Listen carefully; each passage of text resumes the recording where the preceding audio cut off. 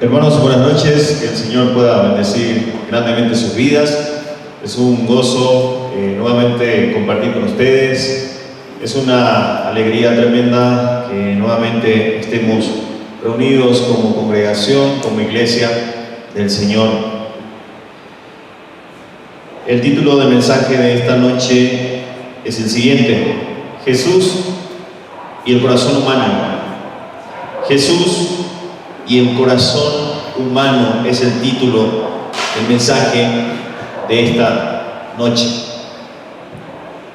A modo de introducción, quisiera mencionar que según un revelador estudio realizado por el Barna Group, una organización que investiga las tendencias espirituales a nivel global, este estudio dice de que cerca de 4 de cada 10 adultos se identifican como cristianos practicantes que sostienen una visión de la fe que los investigadores han denominado, escuche bien, deísmo moralista terapéutico. Ahora, ¿qué es eso? En esencia, esta es una creencia que reduce a Dios a una fuerza distante que nos creó, nos quiere felices y básicamente, queridos hermanos, nos deja solos. Y Dios interviene solo cuando necesitamos resolver un problema personal o emocional. Dios se convierte para millones de personas en un recurso para una vida mejor, para sentirse bien. Dios se convierte para millones de personas en un socio celestial para nuestro proyecto de bienestar personal. Esta estadística no es simplemente un dato frío, queridos hermanos, sino más bien es un espejo que refleja el paisaje espiritual de nuestra era y nos confronta con una pregunta incómoda. ¿Nuestra fe es una relación que transforma o es una transacción utilitaria donde nosotros establecemos los términos? Amados hermanos, ¿dónde está nuestra fe? ¿Y qué tipo de fe tenemos? Voy a pedir que abran su Biblia en Juan 2, versículo 23. Evangelio según San Juan, capítulo 2, versículo 23 al 25. Es el pasaje que vamos a abarcar esta noche. Evangelio según San Juan, capítulo 2, versículo 23 al 25 dice: estando en Jerusalén en la fiesta de la Pascua, muchos creyeron en su nombre, viendo las señales que hacía. Pero Jesús mismo no se fiaba de ellos porque conocía a todos y no tenía necesidad de que nadie les diese testimonio del hombre, pues él sabía lo que había en el hombre. Oremos. Padre bendito, amado Dios, gracias por tu palabra. Señor, queremos adentrarnos a ella y te pido, Señor, que tú abras nuestro entendimiento, abre nuestro corazón, Señor, para que nosotros podamos comprender las maravillas de tu ley, Señor. Padre amado, te ruego que nos des el entendimiento necesario de tu palabra, Señor. Te pido que me uses esta noche para que yo pueda predicar con precisión este pasaje. Úsame como un instrumento para que mediante esta predicación tu pueblo sea alimentado, Señor. Bendice este tiempo de principio a fin. Perdona, Señor, nuestros pecados. Desecha, Señor, de nosotros toda distracción, toda altivez, todo orgullo, e implanta en nosotros humildad para recibir tu palabra, Señor. Señor, edifica a tu iglesia, edifica a tus santos. Te pido, Padre amado, que este tiempo sea grato a ti. Oro así, Señor, en el nombre de Cristo Jesús. Amén.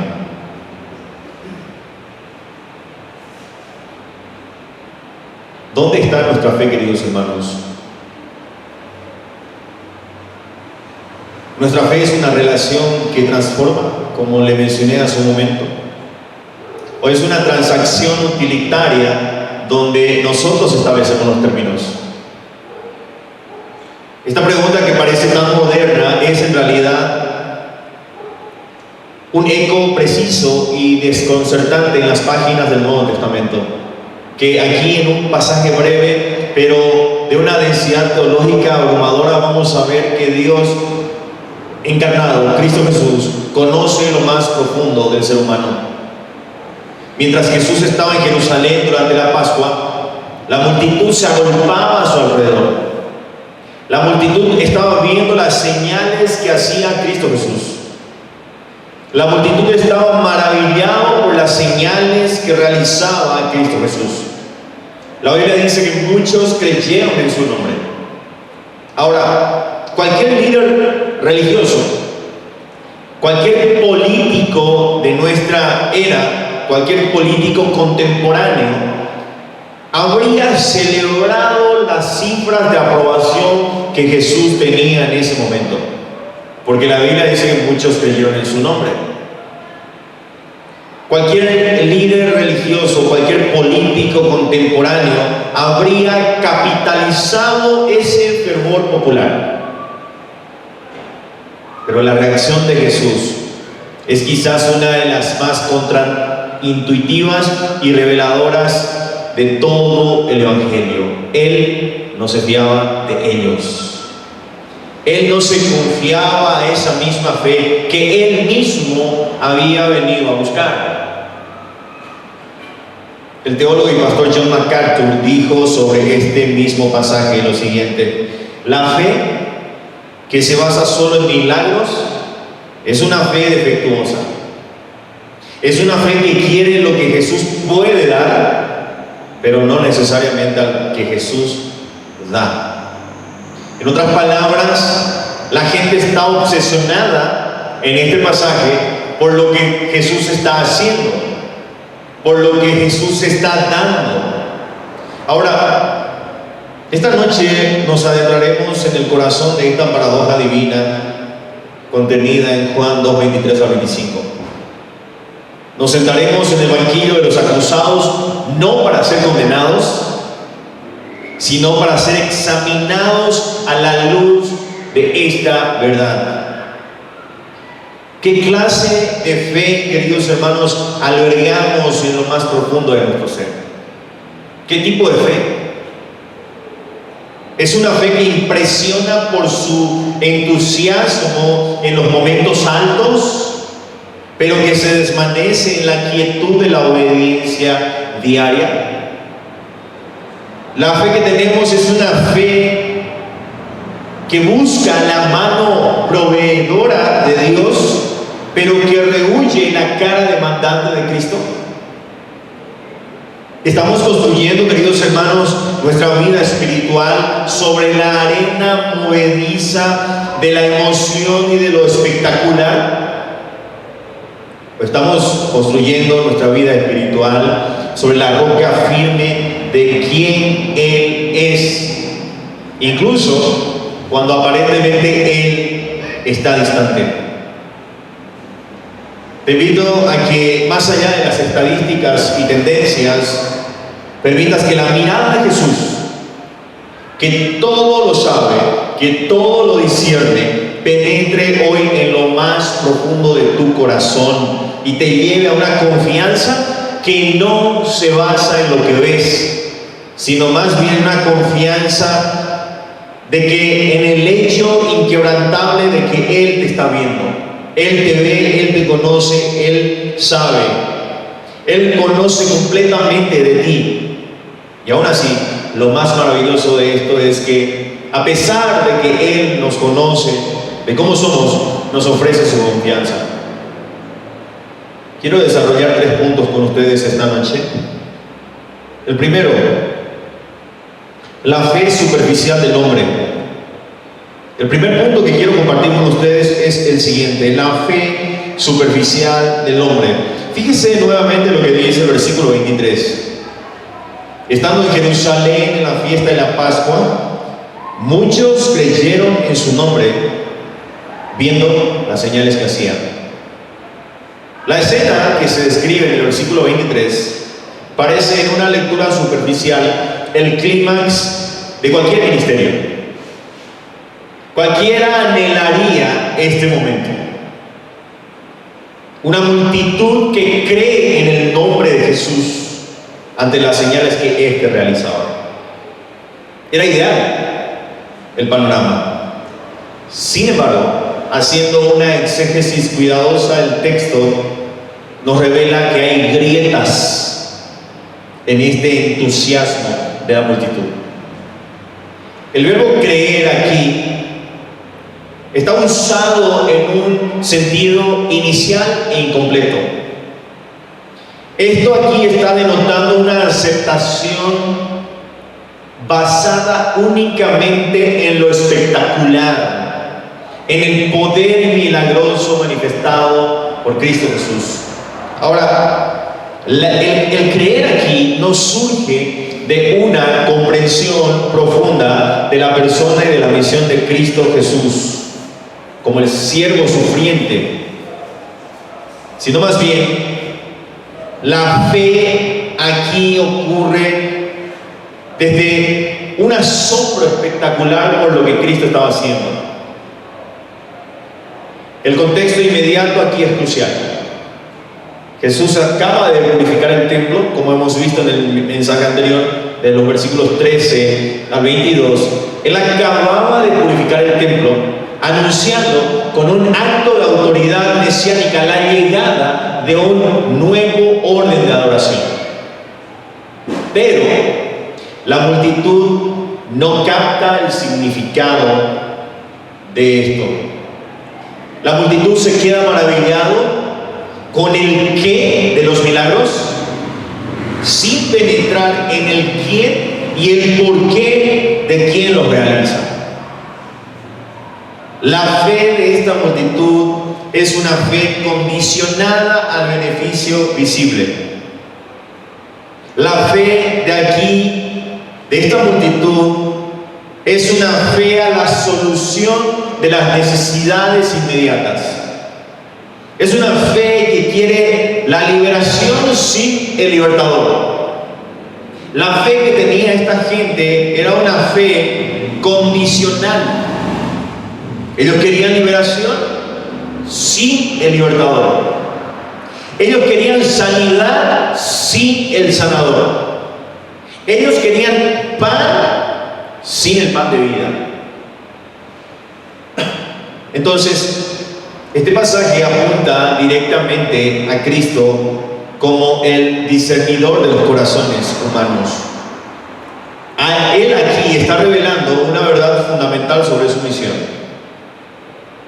Jesús, queridos hermanos, no vino a fundar un club de admiradores de lo sobrenatural. No. Jesús vino a establecer un pacto de gracia con aquellos que le reciben en la totalidad de su persona y su obra. Esta gente estaba creyendo en Jesús por motivaciones equivocadas. Esta gente estaba creyendo en Jesús por lo que Él estaba haciendo, por lo que Él estaba mostrando, por lo que Él estaba dando, y no por lo que Él es realmente. Queridos hermanos, Cristo Jesús es la verdad encarnada. Y al ser la verdad encarnada, Él no puede avalar una mentira piadosa. No puede. Ni siquiera cuando se viste de fe. Cristo Jesús rechaza esta fe superficial porque conoce su fin. Esta fe que tenía la multitud es la que un par de años adelante, iba a gritar: Hosana, salve, oh Rey. Y luego, unos días después, esa misma gente gritaría: crucifíquenlo. Poco después esta gente gritaría: crucifíquenlo. Esta gente gritó: crucifíquenlo, cuando los milagros han cesado y cuando de los milagros se dé paso a la cruz. Entonces, Cristo, queridos hermanos, no es un mago que satisface deseos. No lo es. Cristo Jesús es el Señor que demanda entrega. Cristo Jesús es el Señor que demanda consagración. Cristo Jesús es el Señor que demanda compromiso. Al no confiarse a ellos, Jesús, en un acto de misericordia severa, protege la integridad del Evangelio y nos señala a la fe que salva, que es la misma fe que se aferra a Él en su humillación, en su gloria, en la cruz y en la resurrección. En sencillas palabras, la fe que es aceptada por Cristo Jesús es la que se aferra en su humillación, en su gloria, en su cruz y en la resurrección, no en lo que Él pueda llegar a dar. Permítame que aplique este punto. Esta palabra es una persuasión urgente para la iglesia de hoy. En una era obsesionada con las métricas, en una era obsesionada con los testimonios espectaculares, en una era donde el crecimiento numérico debe darse a cualquier costo, este texto nos confronta con una pregunta solemne. ¿Estamos cultivando una fe de señales o una fe de sustancia? ¿Estamos presentando a un Cristo que solo ofrece bienestar y soluciones? ¿O estamos presentando al Cristo soberano que llama al discipulado y a la negación propia? Amada iglesia, como dijo hoy en la mañana, examínate. Examina qué tipo de fe estás teniendo. Tu devoción se mantiene firme cuando Dios parece silencioso, cuando no hay milagros visibles. Queridos hermanos, no te conformes con una fe que solo cree en lo que puede ver. No te conformes con una fe que solo pueda recibir.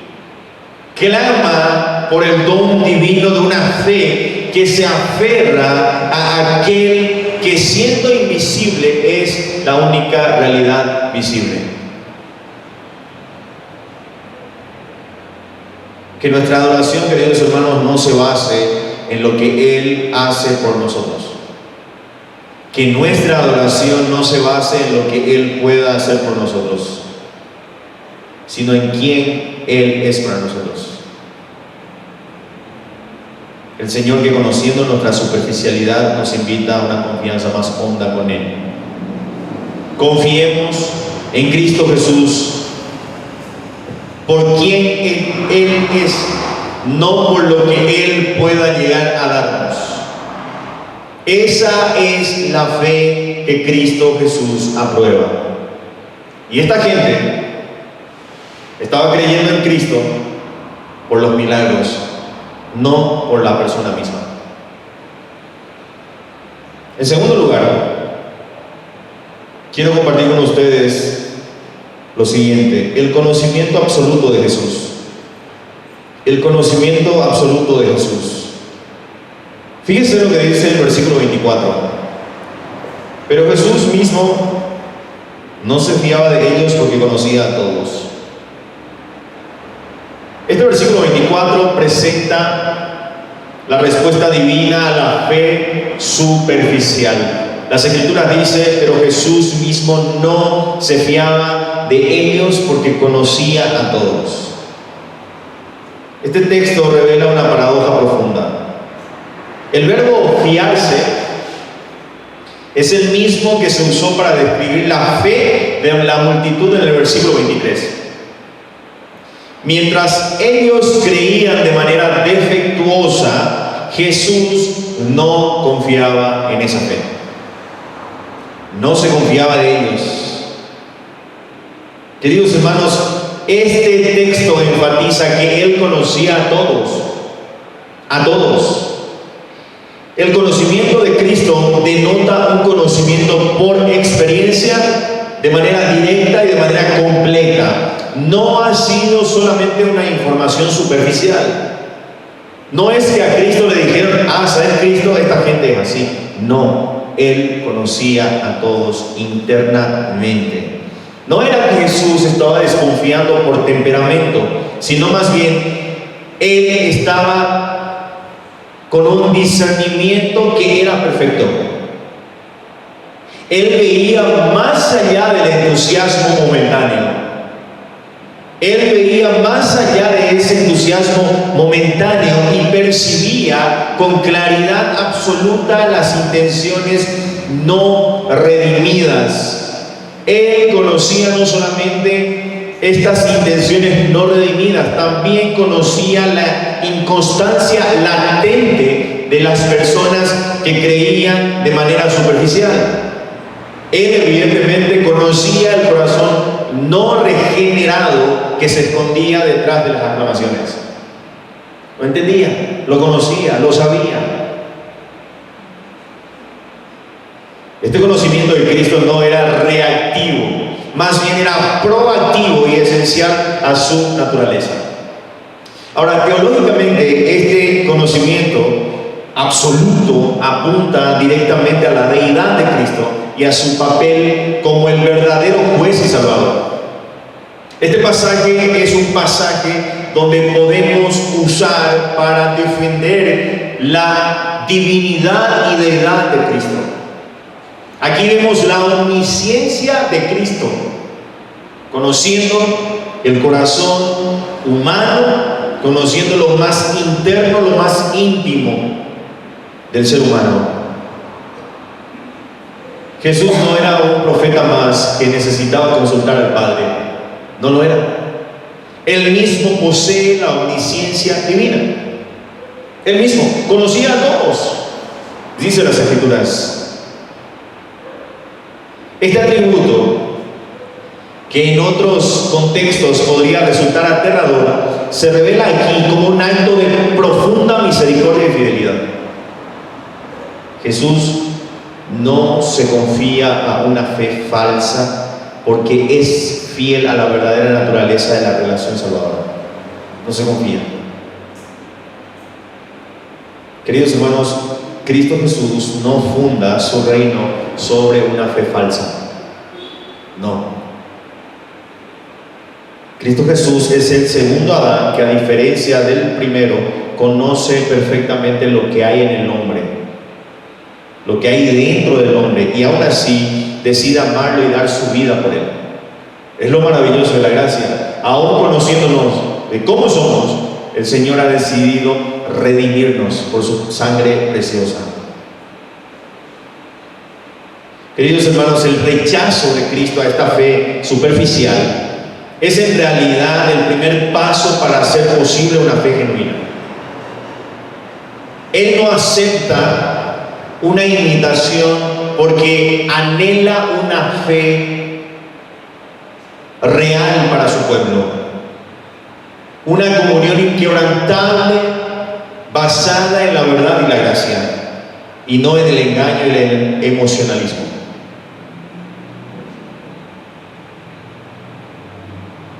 Spurgeon decía que todos aquellos que nacen de nuevo bajo las emociones desaparecen cuando las emociones se van. Y hoy en día vemos muchas personas guiadas por sus emociones, por sus impulsos. No me gusta esto, así que prefiero no hacerlo. No me gusta esto, prefiero irme. Ese tipo de fe basada, cimentada en el emocionalismo, es una fe que Cristo no aprueba. No aprueba. Ahora, Esta verdad, queridos hermanos, es una persuasión fundamental y al mismo tiempo un consuelo para la iglesia de hoy. En un mundo e incluso en ciertos sectores de la iglesia que valoran la apariencia, que valoran la imagen, que valoran la aprobación externa, este versículo nos libera de la tiranía de las apariencias. No, esa iglesia es mejor que esta.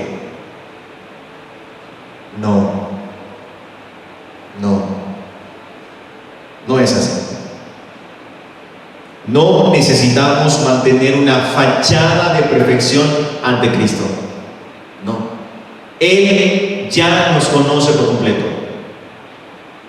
Amada iglesia, si en algún momento has tratado de actuar ante Dios, deja de actuar.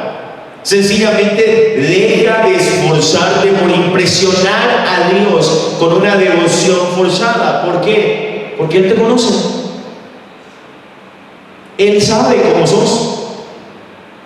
Él ve tu cansancio, Él ve tus luchas secretas, Él ve tus dudas escondidas detrás de una sonrisa dominical. Y ¿saben qué? Lo más maravilloso, aún así no se aleja de ti. No se aleja. Al contrario, es precisamente en esa verdad honesta donde la gracia florece. Aquí vemos abiertamente que Cristo desaprueba, rechaza, desecha la fe superficial. Aquí vemos que Cristo desecha la fe guiada por emociones. Queridos hermanos, al mismo tiempo, este conocimiento absoluto de Jesús es un solemne recordatorio para nosotros, para los pastores, para los líderes. No podemos evaluar el éxito del reino por las métricas visibles de multitudes o emociones. No podemos guiarnos por las emociones. No podemos guiarnos por la mayoría de lo que aprueba la multitud. No. Debemos, como Jesús, tratar de discernir los corazones y apuntar siempre a una fe radical y sincera. Aunque sea menos espectacular, es la fe radical y sincera la que Cristo aprueba. Prediquemos a Cristo tal y como es, el que todo lo sabe, para que la iglesia descanse no en su propia fidelidad.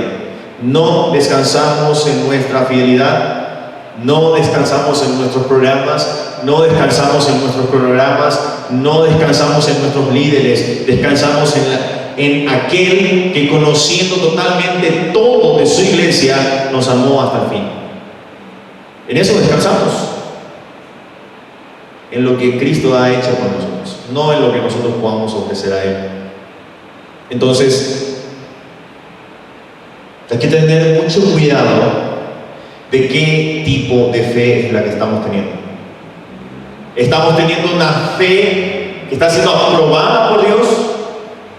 ¿O estamos teniendo una fe que Él mismo lo rechaza porque es una fe superficial y basada en emociones?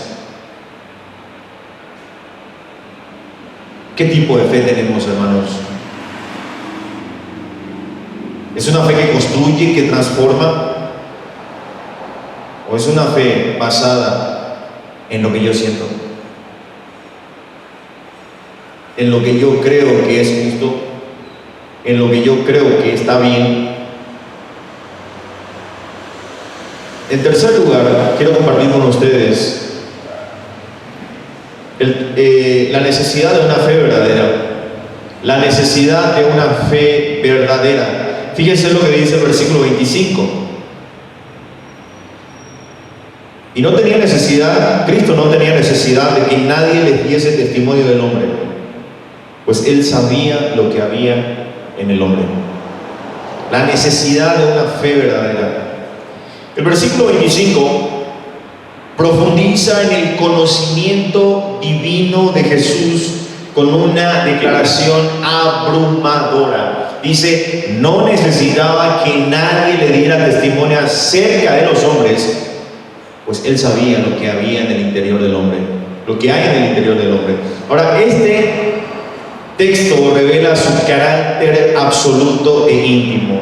La frase no necesitaba establece una independencia total de Jesús respecto a fuentes humanas de información.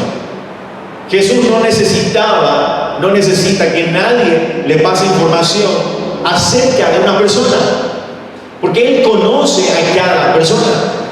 Él sabe inclusive las intenciones que tiene una persona. Entonces, aquí vemos un atributo exclusivo de Jesús.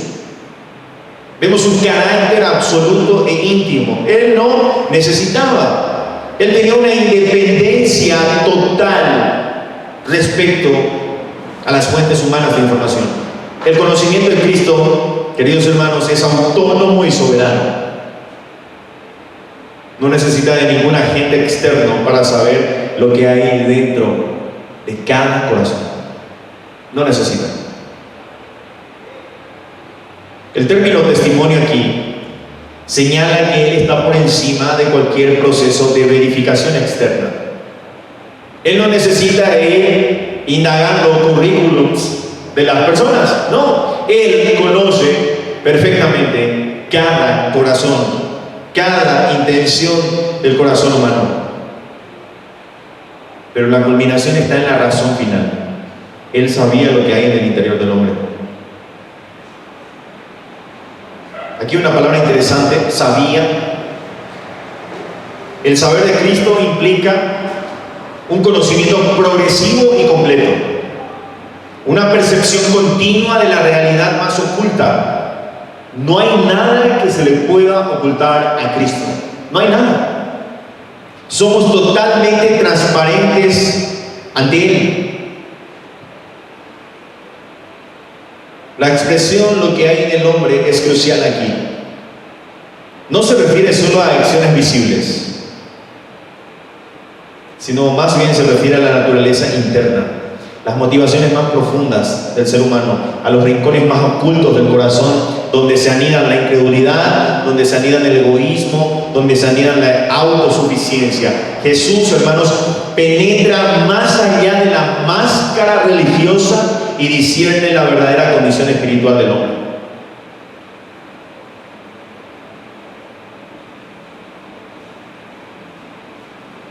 Hoy en la mañana puse un ejemplo y quiero este ejemplo también compartir con ustedes. Supongamos que Cristo esté sentado aquí y empiece a escribir hoja por hoja lo que hay dentro de cada uno de los que se congregan en este lugar. Y Jesús deja la hoja, un montón de hojas ahí, escritas, y se va. ¿Qué encontraríamos en esa lista? Como dije en la mañana, soy el primero de aquí que sentiría vergüenza de leer mi diagnóstico. Porque, hermanos, evidentemente somos muy orgullosos, jactanciosos, somos muchas veces egoístas, somos muchas veces religiosos. ¿Qué encontraríamos en esta lista?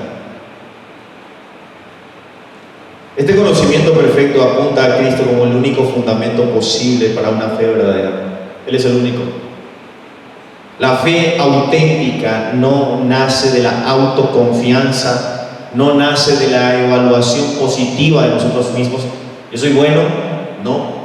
Más bien nace de la rendición ante Cristo, que nos conoce mejor de lo que nosotros nos conocemos. Él nos conoce mejor.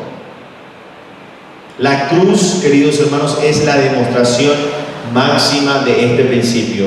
¿De cómo? Mientras el hombre exteriormente mostraba rechazo y violencia, Jesús desde la cruz conocía la profundidad de nuestro pecado y aún así clamó: Padre, perdónanos. El conocimiento de Cristo no es solo un veredicto, es un acto de gracia.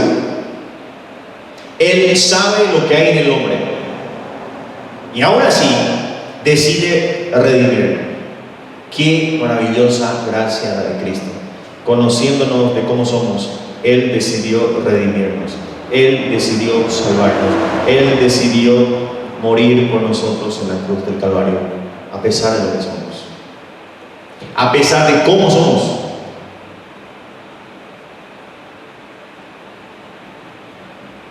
Queridos hermanos,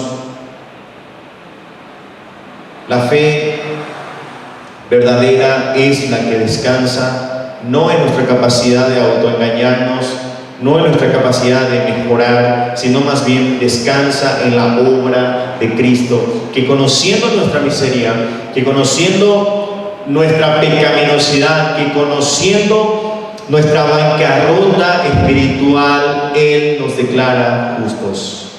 Él nos declara justos. Y eso es lo que vale, eso es lo que cuenta. Él es el Salvador que no se deja impresionar por nuestras fachadas.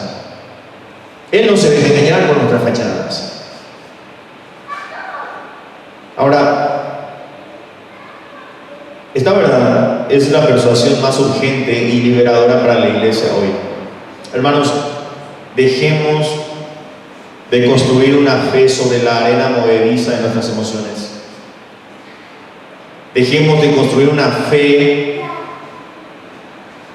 dejemos de construir una fe sobre nuestros logros religiosos, o dejemos de construir nuestra fe sobre la aprobación de los demás. Si tenemos la aprobación de Cristo, no importa que el mundo nos desapruebe, no importa. Pero si tenemos la aprobación del mundo y Cristo desaprueba nuestra fe, estamos en un gran problema. Estamos en un gran problema. Porque vale más la aprobación de Cristo que la aprobación del mundo. Eso vale mucho más. Una fe que depende de circunstancias favorables, una fe que depende cuando todo va bien, una fe que depende de señales visibles, está condenada al colapso. Una fe que está siendo edificada bajo las emociones o sobre las emociones está destinada al colapso. ¿Por qué? Porque ignora lo que Jesús ya sabe. Nuestra inherente inconsistencia. La única fe que permanece, queridos hermanos, es la fe que se abandona totalmente en las manos de aquel que lo conoce todo, que conoce nuestra fragilidad y aún así nos sostiene. Esa es la fe que vale la pena vivir, hermanos. Esa es la única fe que vale la pena vivir, aquella fe que está dependiendo de Cristo Jesús.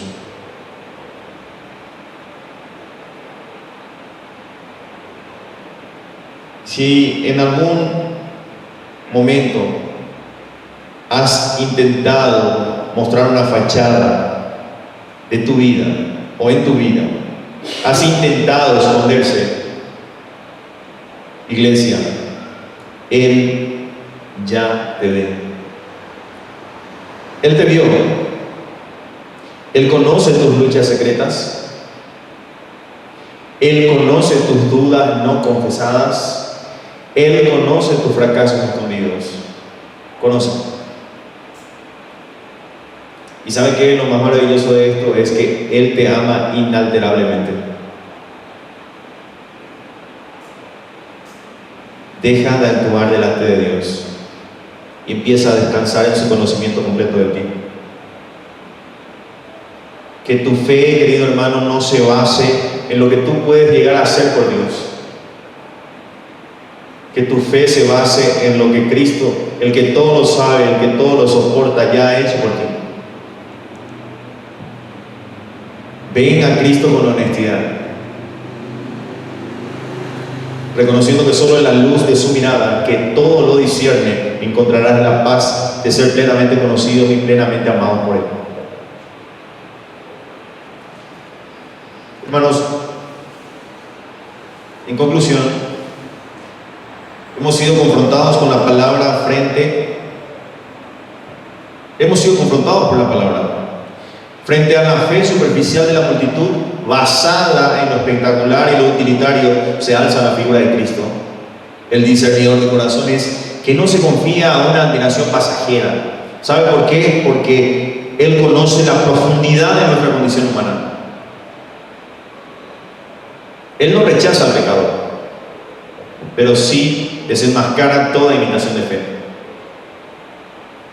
porque anhela para nosotros algo infinitamente mejor, algo infinitamente mayor, una relación real con Él, fundada en la verdad y en la gracia.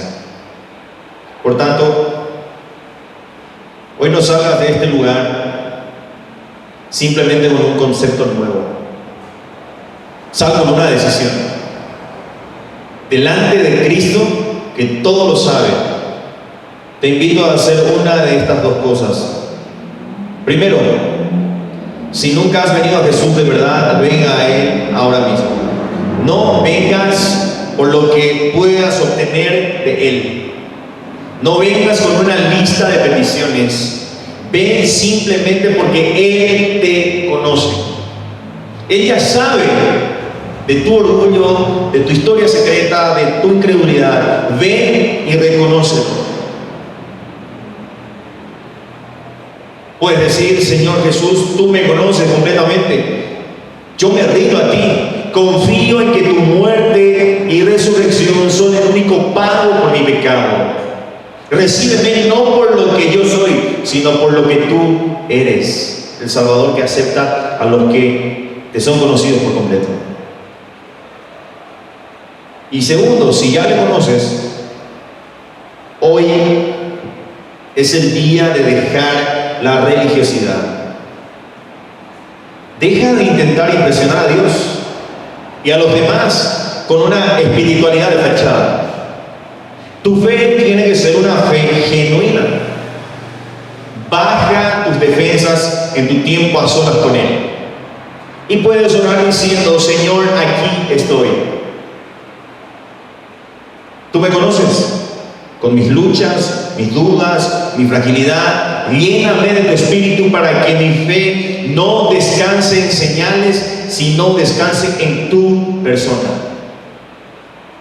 Que mi vida descanse no en mi fidelidad a ti, sino más bien en tu fidelidad hacia mí, que me conoces y aún así me amas. Hermano, no te conformes con una fe que Jesús no puede confiar. Abraza la liberación de ser completamente conocido y profundamente amado por Él. Esa es la única fe que transforma, hermano. Esa es la única fe que persevera. Esa es la única fe que salva. Así que el Señor te bendiga en esta noche. Voy a pedir que te pongas en pie. Vamos a terminar con una oración.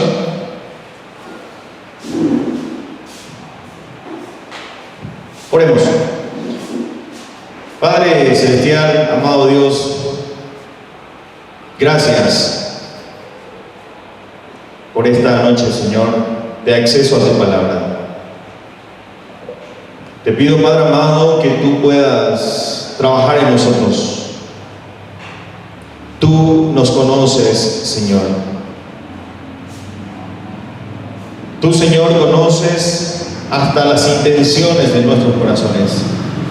Y es por esa razón, Señor, que te pido que tú puedas limpiarnos. Te pido, Padre amado, que tú puedas desechar de nosotros toda motivación incorrecta a la hora de seguirte, Señor. Te pido, Señor, que tú puedas siempre bendecir a tu iglesia. Bendice a los hermanos que han llegado hasta aquí. Te pido, Padre amado, que tu Espíritu Santo los cuide, los capacite y los oriente, Señor, a cada uno de ellos. Gracias te doy por tu palabra, Señor. Ayúdanos, Señor, aviva nuestros corazones. Oro así, Señor, en el nombre de Cristo Jesús. Amén.